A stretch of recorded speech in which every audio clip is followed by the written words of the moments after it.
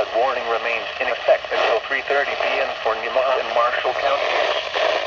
At 12:40 p.m., trained weather spotters reported thunderstorms in northeast Marshall County. Up to 5 inches of rain have fallen. 5 inches. Flash flooding is ongoing or expected to begin shortly. Expected hazards include flash thunderstorms. Severe weather has been confirmed by spotters. Following flooding of small creeks and streams, urban areas, as well as other drainage and low-lying areas.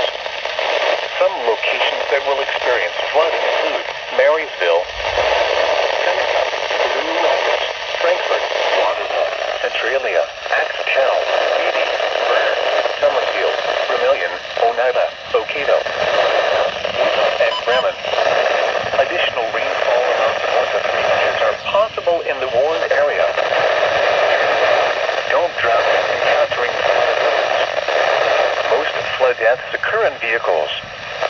Excessive runoff from heavy rainfall will cause flooding of small creeks and streams, country roads, farmland, and other. A flood warning continues for the following rivers: the Big Blue River,